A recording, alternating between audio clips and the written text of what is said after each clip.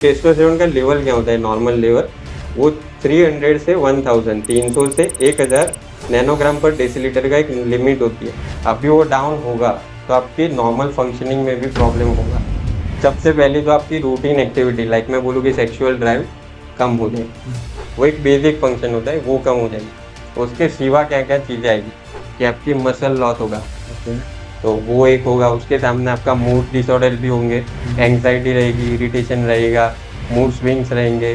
उसके साथ में आपका सेल्फ स्टीम कम होगा, कॉन्फिडेंस कम होगा। सिक्स पैक को आप स्ट्रॉन्ग कोर का मार्कर नहीं बता सकते, बिकॉज मैं दोनों चीज़ डिफरेंट है कि आपके पास सिक्स पैक है डजेंट मीन कि आपका कोर स्ट्रॉन्ग है, और आपका कोर स्ट्रॉन्ग है दैट डजेंट मीन कि आपके सिक्स पैक होंगे ही होंगे। सिक्स पैक तब दिखना स्टार्ट होता है जब आपका फैट कम होता है, फैट परसेंटेज कम होता है। तो वो चीज़ मोर लेस आपके डाइट की, आपके जेनेटिक्स पे डिपेंड करती है कि आपका फैट डाउन होगा, ऑटोमेटिकली आपके सिक्स पैक दिखेंगे।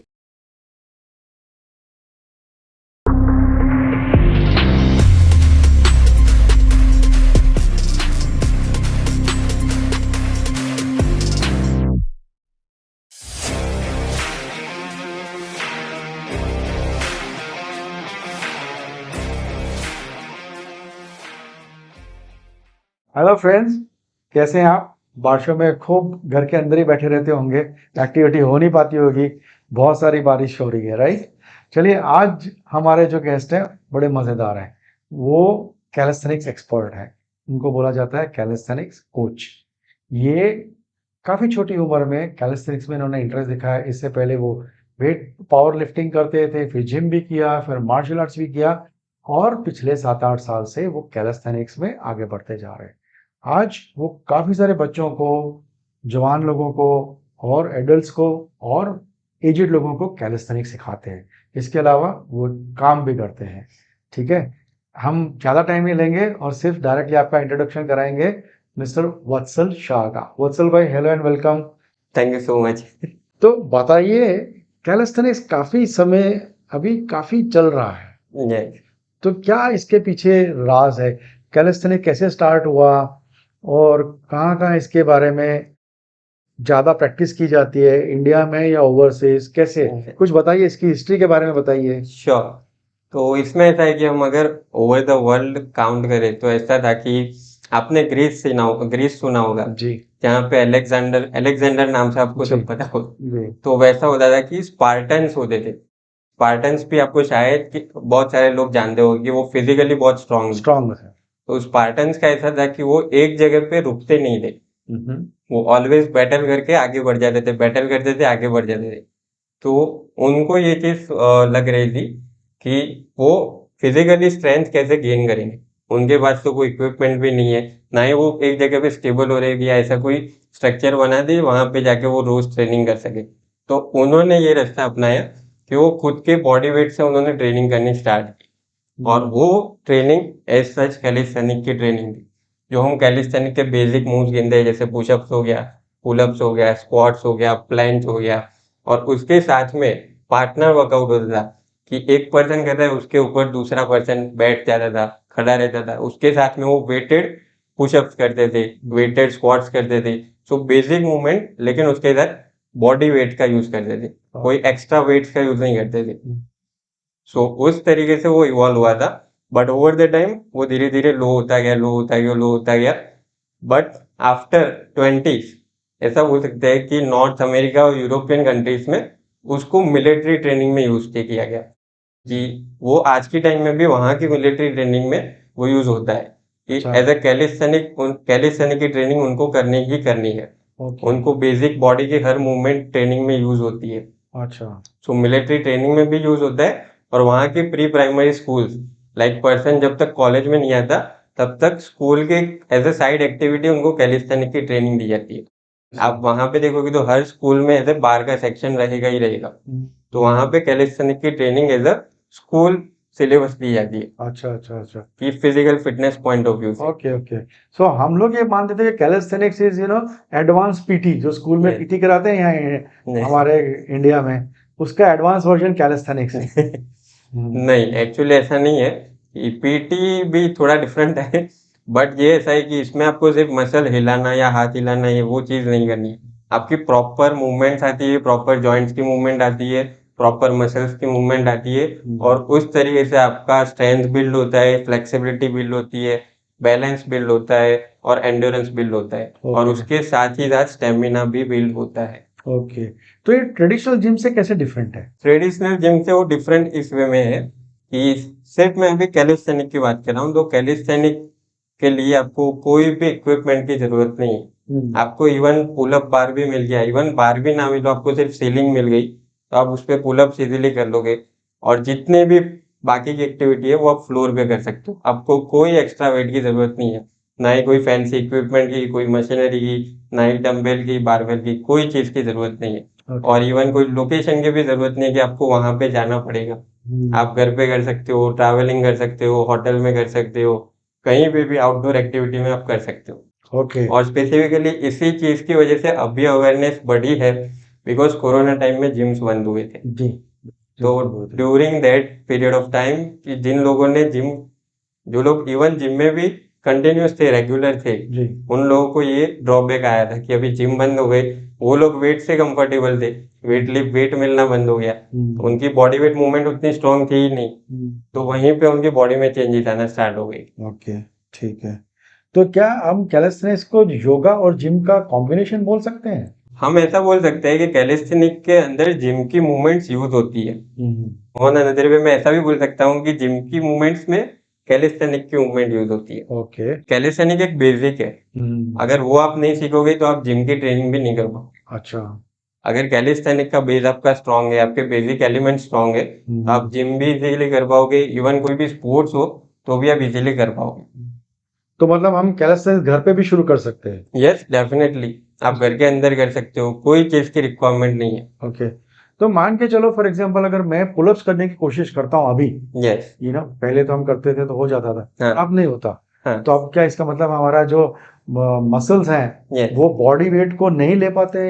यस डेफिनेटली ऐसा होता है कि आपने ओवर द टाइम वो मसल को एक्टिवेट ही नहीं किया, जी वो मसल आपकी मूवमेंट में ही नहीं है। आप डेली एक्टिविटी करते हो, शायद आप बाल्टी उठाते हो, पानी भरी हुई बाल्टी उठाना है ऐसा कुछ, वो भी पुल की ही मूवमेंट है, बट उसमें जो डायरेक्शन होती है वो अलग होती है। एक पुल, जो पुलअप्स वाली मूवमेंट है, वो मूवमेंट हम डेली रूटीन में कहीं पे भी यूज कहीं नहीं भी नहीं करते। करते हैं जी। तो अगर आपने पुलअप करना ही बंद कर दिया, दैट मीन्स वो मसल एक्टिवेट ही होनी बंद हो गई। सो दैट मीन्स अभी आप करने जाओगे तो आपसे पहले टाइम में पुशअप्स होना इम्पॉसिबल है। ओके पुलअप्स उसके लिए आपको वो मसल को धीरे धीरे एक्टिवेट करना पड़ेगा, उसके सपोर्टिव मसल थे उसको ट्रेन करना पड़ेगा, उसके बाद आप पुलअप्स पे जा पाओगे। ओके। सो जो पुलअप्स करने के लिए अब दोबारा स्टार्ट करने के लिए एक लंबी प्रोसीजर हो गई ये इसमें। ओके ठीक है ठीक है ठीक इट है। Is not only for pullups, but आप कोई भी एक्टिविटी ले लो, इवन पुशअप्स हो, स्क्वाट्स हो, प्लैंक हो, हर एक चीज में बेसिक एलिमेंट्स है। वो बेसिक एलिमेंट्स आपके प्राइमरी मसल्स होते हैं और सेकेंडरी मसल्स होते हैं,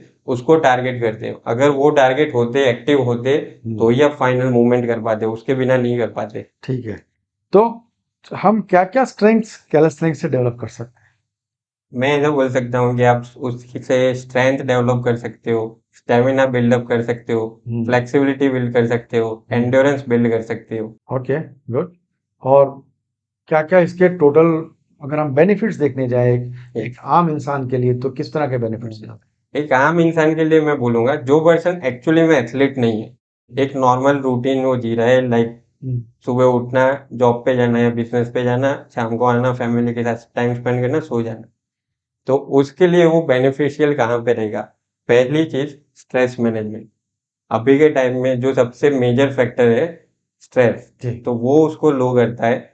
not only calisthenic, every movement वो लो करती है, बट ऐसा है कि आप कैलिस्थेनिक करोगे तो आपके एंडोर्फिन लेवल्स बढ़ेंगे, और एंडोर्फिन लेवल्स बढ़ेंगे तो उसके साथ आपका स्ट्रेस लेवल है, जो कॉर्टिसोल है, वो डाउन होगा, और वो डाउन होगा तो वो स्ट्रेस आपकी बॉडी पे इफेक्ट कम करेगा।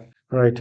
तो कैलिस्थेनिक्स से हमारी एनर्जी लेवल के ऊपर कैसे इफेक्ट करता है? यस डेफिनेटली, आप एनर्जी लेवल्स की बात करोगे तो उसमें ऐसा है कि कैलिस्थेनिक के जितने भी डायनेमिक मूवमेंट्स हैं, लाइक आप पुशअप गिन लो, स्क्वाट्स गिन लो, और अगर एडवांस लेवल पे आप जाते हो, लाइक मसल अप्स हो गया, डायनामिक्स हो गया, तो वो चीज ऐसी मूवमेंट है जिसमें आप एक्स्ट्रा ऑर्डिनरी स्टेमिना और बिल्ड कर रहे हो, और उसमें आपको इंटेंसिटी इतनी तक होती है कि आप इजीली कहीं पे भी सर्वाइव कर सकते हो।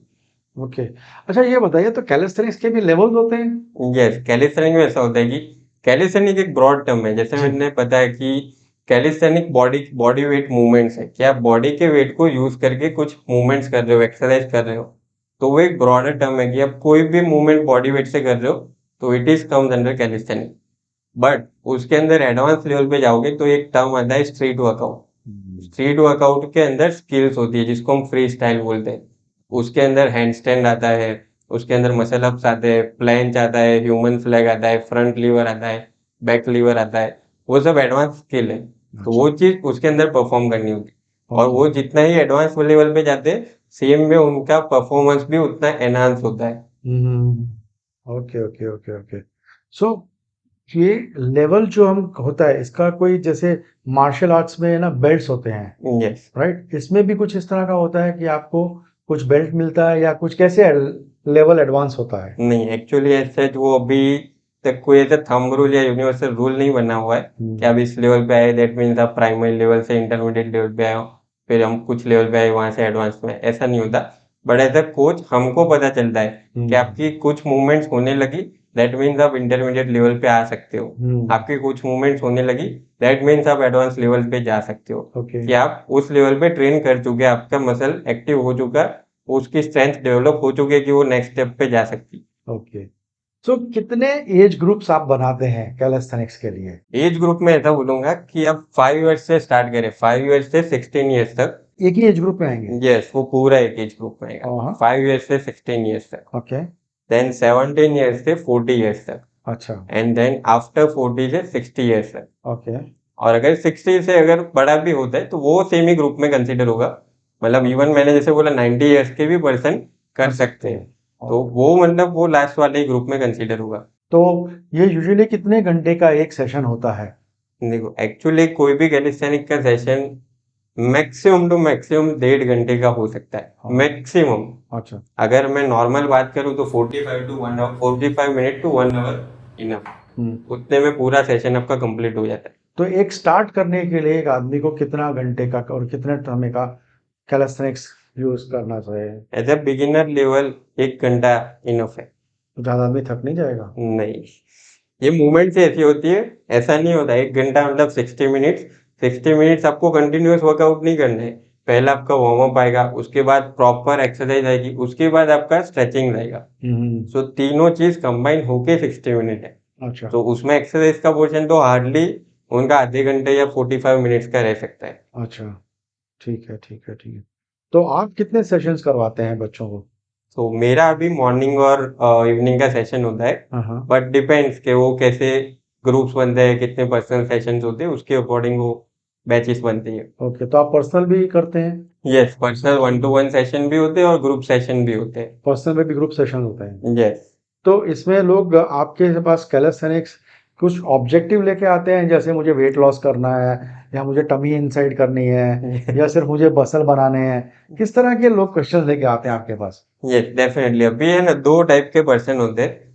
जैसे मेरे पास आते हैं लोग, तो ऑब्वियसली एक पर्सन जिनको एक्चुअली में पता है कि कैलिस्थेनिक क्या है, और वो मेरे पास आते ही स्पेसिफिक इसलिए कि मुझे कैलिस्थेनिक सीखना है।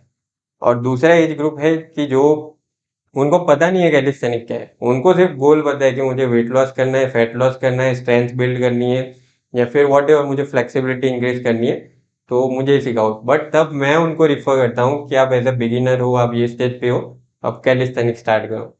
ठीक है। राइट। और जो जो चाहते हैं कि अपना बॉडी बढ़ाएं, क्योंकि इस वक्त तो अब आज की तारीख में रिडक्शन करने की बात करते हैं, लेकिन ऐसे भी कुछ लोग होते हैं जिनको अपना बॉडी मास इंक्रीज करना होता है, या अपना Yes, वेट बढ़ाना होता है, जो बहुत definitely, लीन होते हैं, उनके लिए definitely। कैसे हेल्पफुल करता है? बहुत सारे लोग होते हैं। अभी ऐसा है कि ये सिर्फ मैं कैलिस्थेनिक की बात नहीं कर रहा, बट आप कोई भी एक्सरसाइज जब परफॉर्म करते हैं, ये एक मिथ बनी हुई है कि एक्सरसाइज कर सिर्फ तभी करनी होती है जब वेट लॉस करना हो या फैट लॉस करना हो। बट जब आपको वेट गेन करना है या मसल गेन करना है, तो भी एक्सरसाइज उतनी ही इम्पोर्टेंट है। अच्छा। बिकॉज एक्सरसाइज एक्चुअली में ऐसा आपकी बॉडी पे क्या इफेक्ट करती है। ड्यूरिंग एक्सरसाइज आपका बॉडी बन नहीं जाता या फिर आपके मसल्स बन नहीं जाते। ड्यूरिंग एक्सरसाइज सिर्फ आप उस मसल पे स्ट्रेन डाल रहे हो, आप एक स्टिमुलाई दे रहे हो कि मसल ब्रेक हो जाए वहां पे, और वो ब्रेक हो जाता है क्योंकि आपने जितना स्टिमुलाई दिया है वो उसको होल्ड नहीं कर पाता। लाइक फॉर एग्जांपल मैं आपको बोलूँ कि आप शायद कोई एक्सरसाइज कर रहे हो, तो अभी आपसे एक पुशअप लग रहा है, तो एक पुशअप आपने किया, वहां पे आपने गिव अप कर दिया। बट एक पुशअप करते टाइम आपने प्रॉपर फॉर्म में किया, तो वहां पे बहुत सारी मसल्स में इंजरी हुई, मसल्स में ब्रेकडाउन हुआ, आपके चेस्ट मसल में हुआ, आपके ट्राइसेप में हुआ, आपके शोल्डर में हुआ, तो वहां पे वो ब्रेकडाउन हुआ। फिर आप प्रॉपर न्यूट्रिशन लेते हो, प्रॉपर रिकवरी होती है, प्रॉपर स्लिप लेते हो, उस टाइम पे वो डेवलप होता है। और वो डेवलप ऐसे होता है कि वो एक पुशअप इजीली कर पाएगा।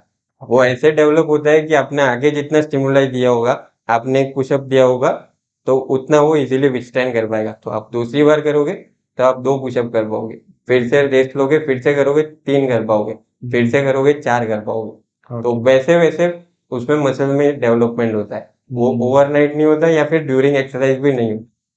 ठीक है। आजकल देखा गया है कि स्टेरॉइड्स का काफी यूज होता है स्पोर्ट्स एंड फिटनेस में। Yes. ठीक है, तो आप बताइए कि कैसे हम calisthenics can it help to basically get rid of steroids और मसल बिल्ड करने के लिए? एक्चुअली ऐसा है कि वो बहुत कंट्रोवर्शियल टॉपिक है जी। बट पॉइंट है कि स्टेरॉइड्स का कैलिस्थेनिक में तो कोई काम ही नहीं है। कैलिस्थेनिक के अंदर स्टेरॉइड्स का इट्स ऑफ नो यूज। अच्छा। बट स्टेरॉइड्स एक्चुअली में बाकी के स्पोर्ट में यूज होते हैं, वो एक ही स्पोर्ट में यूज होता है, स्पेसिफिक बॉडी बिल्डिंग के अंदर। अच्छा।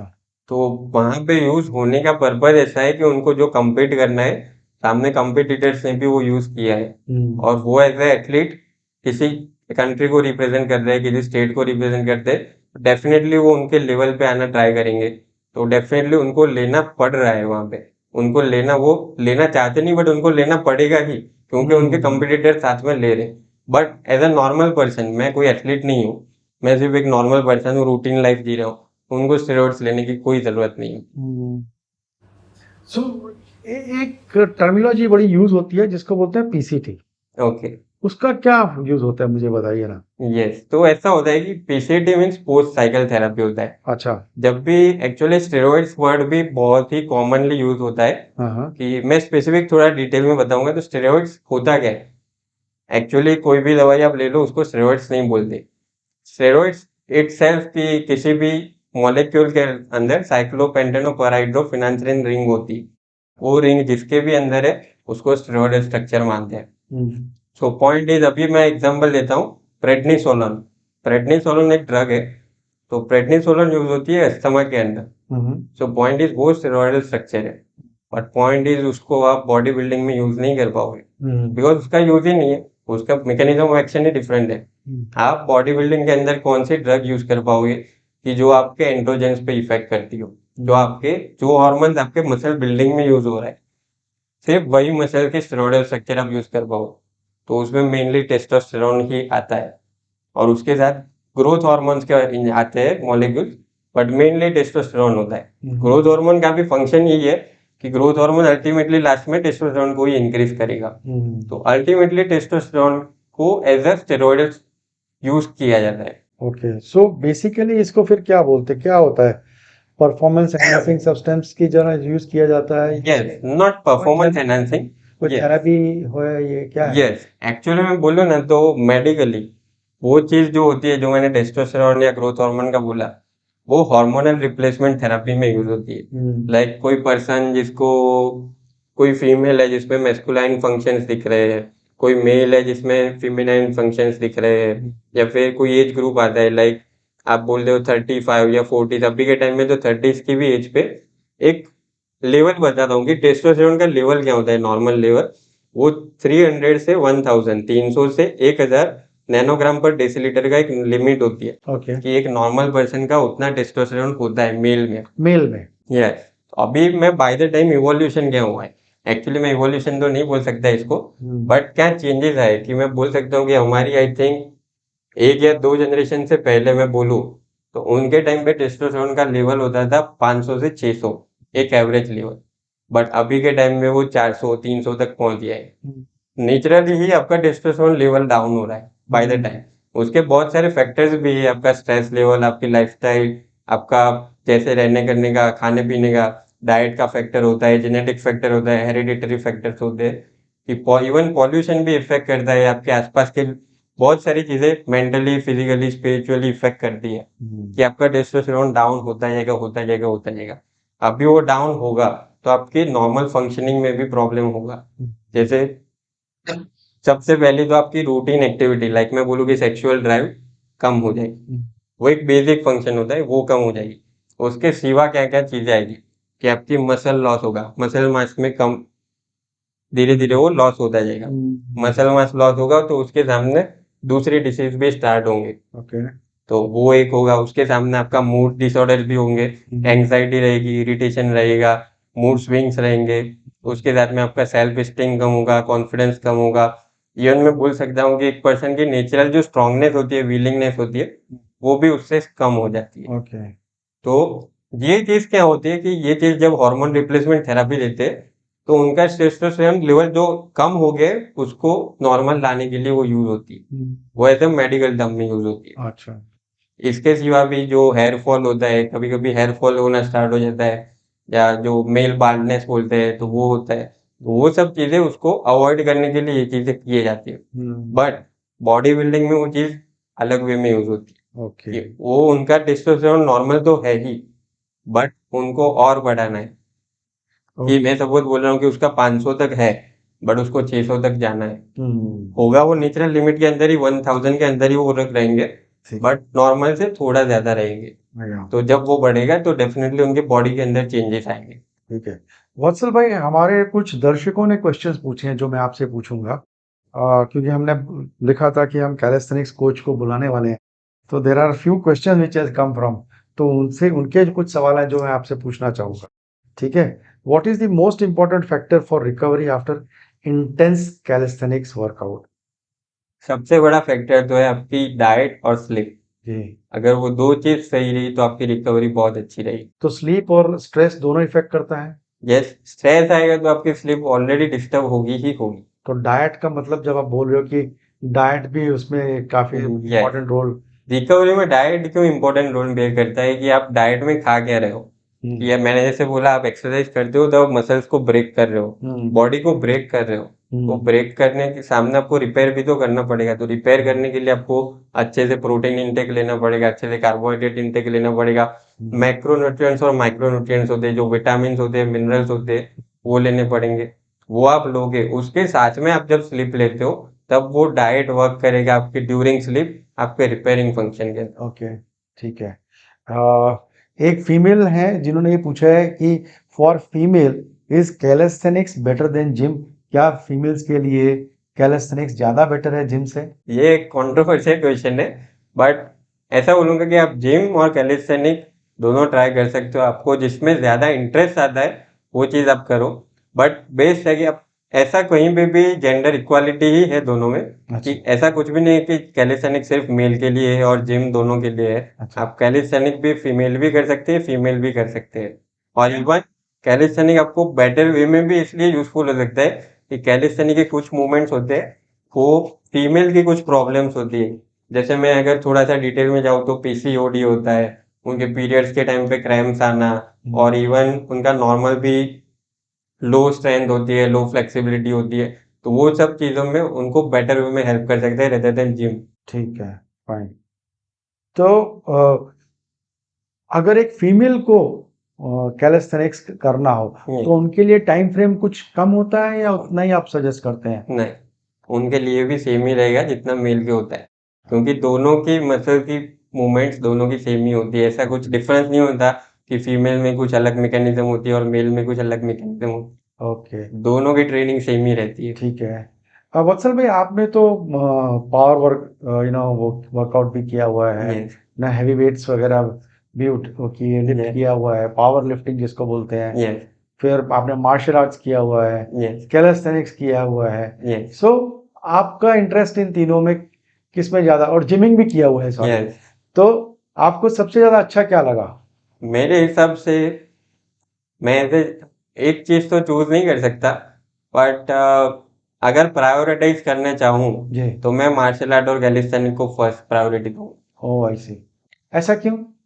बिकॉज कि वो चीज ऐसी है कि वो आपकी नेचुरल बॉडी स्ट्रक्चर को डेवलप कर रही है, और उसके साथ में आप रूटीनली जो फंक्शंस करते हो उसके अंदर वो डेवलपमेंट कर रही है। बिकॉज मैं अगर आपको एक एग्जांपल दूं कि आप सपोज जिम में जा रहे हो, एक नेचुरल एग्जांपल है कि आप जिम में जाके वेट लिफ्ट कर रहे हो, डंबल लिफ्ट कर रहे हो, बारबेल या कोई भी मशीनरी पे वेट लिफ्ट कर रहे हो, तो ये अभी का ट्रेंड है।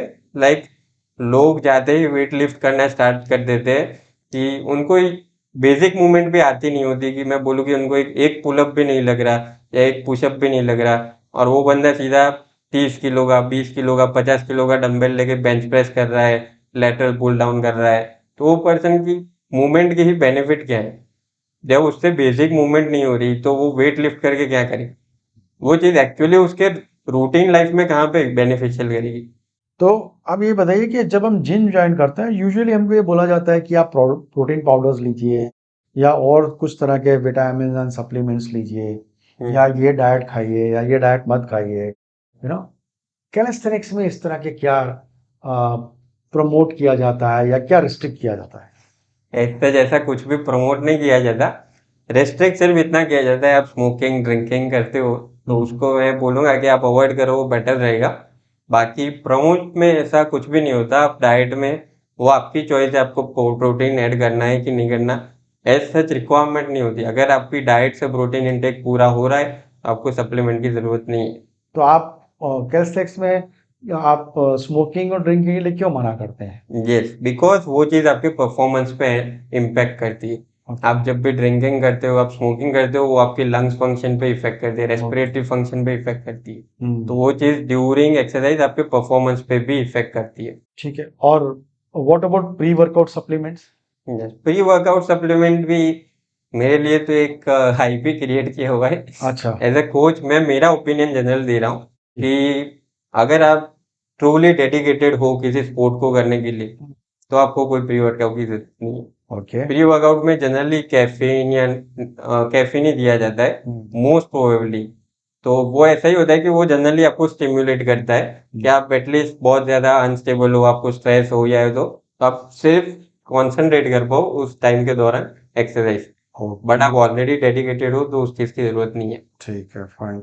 अच्छा, कुछ एक मिथ्स है यंगर जनरेशन में कैलिस्थेनिक्स को लेकर, स्पेसिफिकली कैलिस्थेनिक्स को लेकर। ओके। तो ये हमारी रिसर्च टीम ने फाइंड किया है। आप भी के मुंह से जानते हैं कि एग्जैक्टली वो आप क्या कहना चाहते हैं उसके बारे में। श्योर। एक तो है कि आपको जिम जरूर ज्वाइन करना चाहिए अगर आपको स्ट्रांग और फिट रहना है। नहीं, ये मिथ है और ऐसा कुछ भी नहीं है। मैंने जैसे बोला, आप कैलिस्थेनिक और बॉडी बिल्डर को दोनों को साथ में खड़ा रखोगे तो दोनों की स्ट्रेंथ सेम हो सकती है। लेकिन एक कैलिस्थेनिक्स जिसने किया हुआ प्रैक्टिस की हुई है, उसकी Yes. बॉडी मूवमेंट में ज्यादा फ्लेक्सिबिलिटी यस, डेफिनेटली उसकी मूवमेंट में ज्यादा फ्लेक्सिबिलिटी होगी, ज्यादा एजिलिटी होगी, ज्यादा स्पीड होगी, और इवन Endurance। स्ट्रेंथ एंड्योरेंस भी उतना ज्यादा होगा। ठीक है, राइट। एक सिर्फ बिगिनर्स के लिए होता है, जैसे हमने कहा कि इंडिया में एक लोगों का ये मानना है कि ये पीटी के एडवांस वर्जन ऑफ पीटी है। यस। तो बिगिनर्स के लिए ही है calisthenics. What is your take on? Beginners के लिए तो कैलिस्थेनिक है ही है, बट आप एडवांस लेवल पे भी जा सकते हो। हाँ। Calisthenic is not advance PT और not PT, it is like your basic movement. कि वो आप बेसिक मूवमेंट में आप स्ट्रांगनेस ला रहे हो। ओवरवेट लोगों को कैलिस्थेनिक्स नहीं करना चाहिए। नहीं, ऐसा कुछ भी नहीं होता। ओवरवेट लोग जनरली, आप जिम भी क्यों करते हो? आप शायद ओवरवेट हो इसीलिए शायद जा रहे हो कि वेट लॉस मेरा हो जाए। सिमिलर वे आप कैलिस्थेनिक करो। कोई है, वो तो रही है, कोई एक्टिविटी ही हो रही है।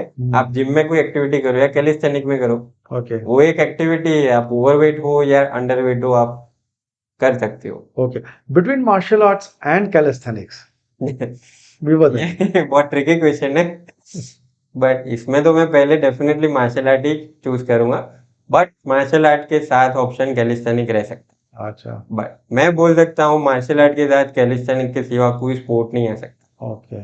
या so martial art is basically for combat activity. Yes, इसका मैं आपको एक इंडियन ओरिजिन बताता हूँ। ये मैंने जैसे आपको एक आगे हिस्ट्री बताई कि ग्रीस में स्पार्टन्स यूज करते थे। यूज करते थे। ओवर द टाइम फिर यूरोपियन और अमेरिकन कंट्री ने उसको स्कूल में चालू किया, और जैसे जैसे वो डेवलप हुआ, तो अभी के टाइम में भी एक सबसे बड़ी फेडरेशन है, वो रशियन फेडरेशन ही है, जो world street workout and calisthenic federation है, वहीं की है। बिकॉज वहां पे सबसे ज्यादा इवॉल्व हुआ है वो। अच्छा, ओके। बट पॉइंट इज, इसके इंडियन रूट्स भी यहाँ पे थे। ये तो मैंने स्पार्टन्स की बात की। अभी के टाइम में लोगों को मार्शल आर्ट का भी उतना ज्यादा आइडिया नहीं रहता कि कितनी मार्शल आर्ट है। लोगों ने सिर्फ मार्शल आर्ट में मतलब स्वॉर्ड देख ली, तलवार देख लिया या ऐसा कर लिया उसको मार्शल आर्ट, या फिर 2-3 फ्लिप कर ली उसको मार्शल आर्ट बोलते, बट मार्शल आर्ट उतना नहीं है। पूरे सिर्फ आप इंडिया का ही ओरिजिन देखोगे ना, तो 10 टाइप्स के मार्शल आर्ट तो मिनिमम है पूरे इंडिया के अंदर। अच्छा। आप उसमें मल्ल युद्ध देख लो, जैसे कलरीपायट्टू हो गया, कलरीपायट्टू केरला साइड की मार्शल आर्ट है। वैसे ही सिल्बम, जो सिलम्बम होती है, वैसे सिलम्बम है वो तमिलनाडु की है। तो लोगों ने शायद, आपने भी नाम पहली बार सुना होगा सिलम्बम। तो अभी मैं सिर्फ ये 2 मार्शल आर्ट के ऊपर फोकस करता हूँ, अभी मैं आगे भी मल्ल युद्ध में भी आने वाला था। तो ये तीनों के साथ मैं थोड़ा सा स्पिरिचुअल ओरिजिन भी अभी आपको बताता हूँ जी। कि जो मल्ल युद्ध है वो हनुमान जी के साथ जुड़ी हुई है, क्योंकि उसमें फिजिकल फिटनेस आती है। फिजिकल फिटनेस के साथ आपको कोई वेपन्स यूज नहीं करने, आपको सिर्फ बॉडी यूज करनी है कॉम्बैट स्किल में। तो वो चीज आपके हनुमान जी के साथ जुड़ी हुई। सेम वे कलरीपायट्टू है, तो वो चीज शिव जी के साथ जुड़ी है, लॉर्ड शिवा। ओके। तो उन्होंने वो चीज भगवान परशुराम को सिखाई थी, और परशुराम ने वो चीज आगे फॉलो करते गए, उनके जो स्टूडेंट्स थे उन्होंने आगे फॉलो करते गए, और वो चीज डेवलप होती गई। और सेम वे जैसे मैंने सिलम्बम बोला, सिलम्बम अभी तक बहुत अंडररेटेड रही है। वो एक्चुअली नाम वाइज ऐसा होता है कि silam means mountain and bam means bamboo, मतलब उसमें जनरली एक स्टिक यूज होती है। और वो चीज आपके भगवान मुरुगन जो माने जाते हैं, अच्छा। जो शिव जी के पुत्र थे कार्तिकेय, तो उनको देवताओं का सेनापति बनाया गया था। तो वो बहुत ही ज्यादा फियर्स थे, उनकी कॉम्बैट स्किल बहुत ही पावरफुल थी। अच्छा। वो सिलम्बम यूज करते थे, ओके। और उन्होंने वो चीज तमिलनाडु में आगे बढ़ाई थी, वो रीजन में उन्होंने आगे की थी। राइट। तो ये तो हमारा इंडियन ओरिजिन हुआ। तो धीरे धीरे ये चीज आगे बढ़ती गई। फिर हमारे यहाँ पे जैसे रेसलिंग होता गया, जो अखाड़े का जो हमारा एक दौर था, कि वहां पे आज के भी टाइम में दंड होती है, बैठक होती है, वो चीज क्या है, वन टाइप ऑफ कैलिस्थेनिक है। उसके बाद धीरे धीरे योगा आया।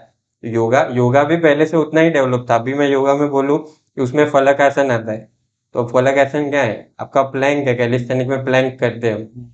उसके साथ योगा में मयूर आसन आता है, तो हम कैलिस्थेनिक में उसको एल्बो लीवर बोलते हैं। सेम बहुत सारी मूवमेंट है जो मिमिक होती है, तो ये सब का एक कॉम्बिनेशन मिक्सचर है calisthenic. Okay. Good good good good. ठीक है। एक और मिथ है कि कैलिस्थेनिक्स मसल्स को बिल्ड नहीं करता। नहीं, आपके सामने मैं बैठा हूँ।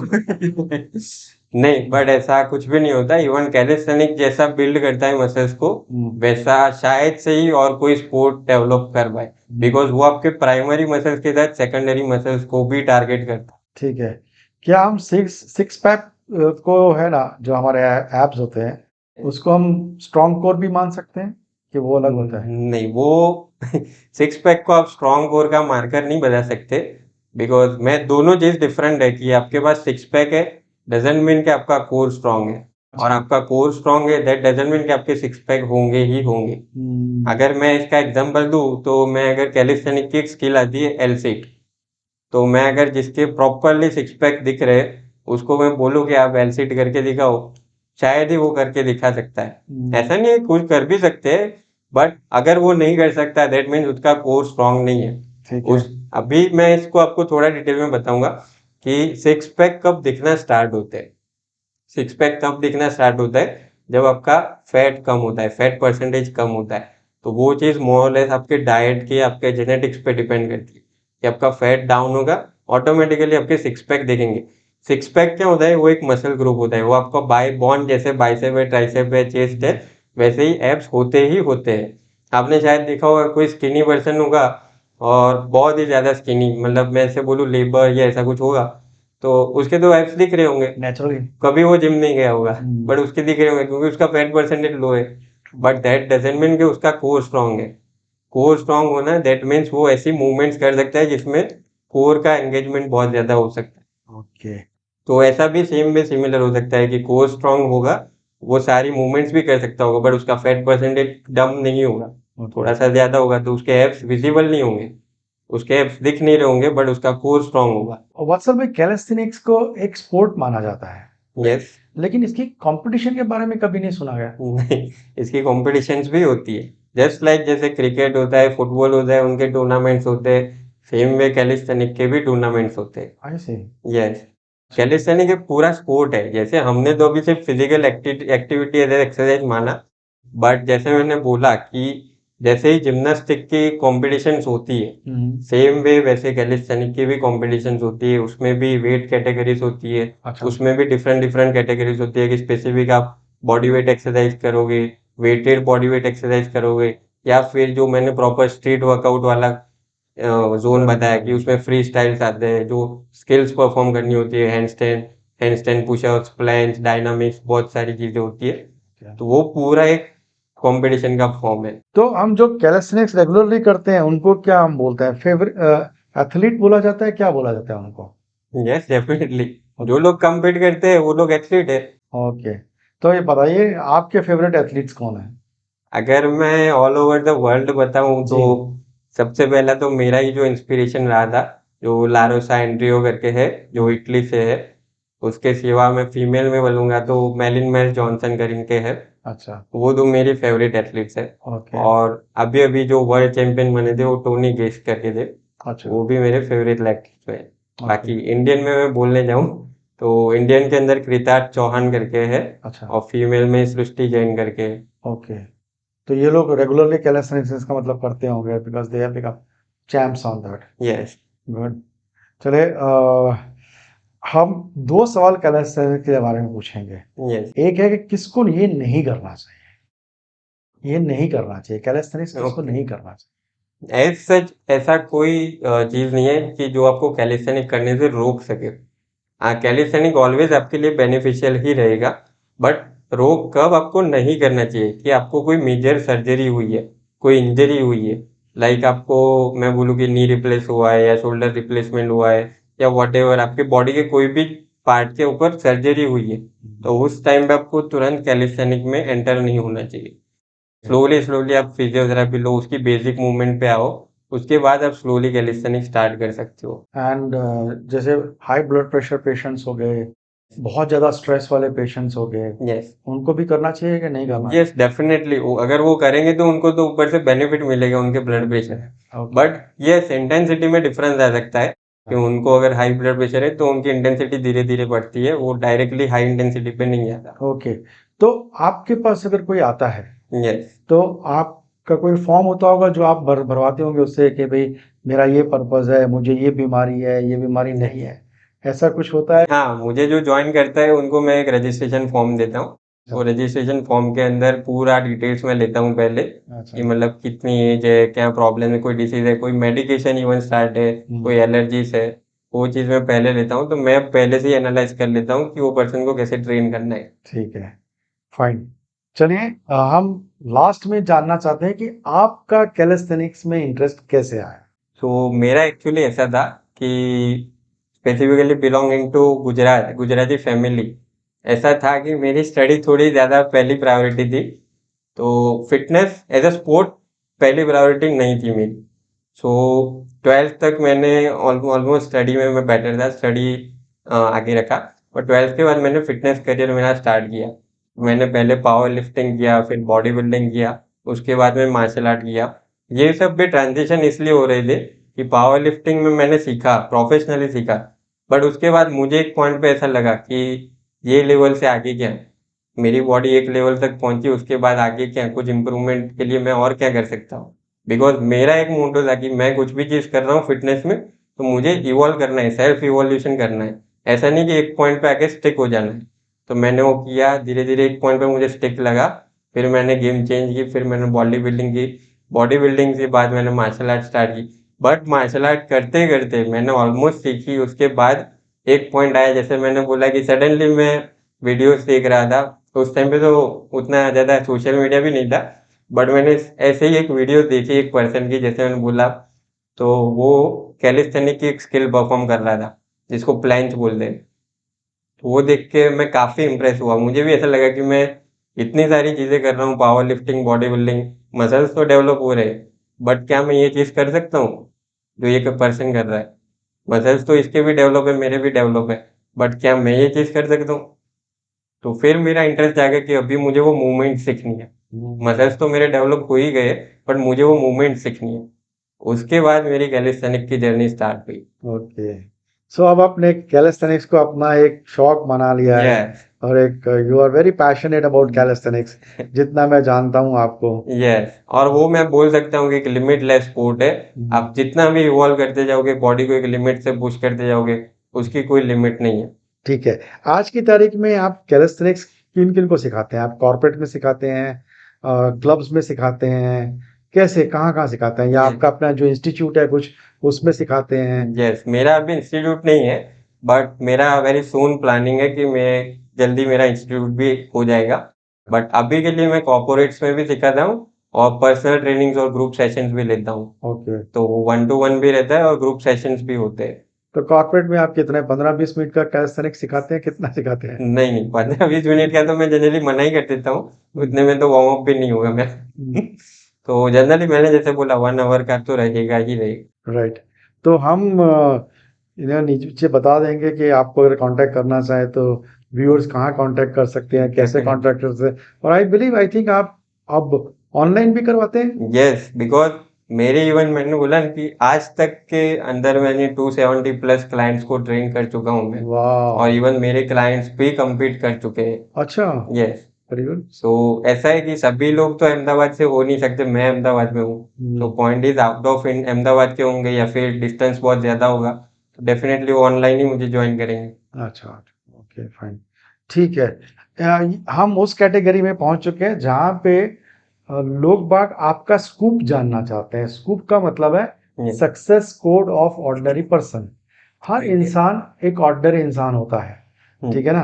और कहीं जाके वो डिसाइड करता है कि नहीं, मुझे अब ऑर्डिनरी नहीं रहना, मुझे एक्स्ट्रा ऑर्डिनरी बनना है, Yes. ठीक है? उस समय वो अपना एक कोड बना लेता है जिसको हम बोलते हैं सक्सेस कोड।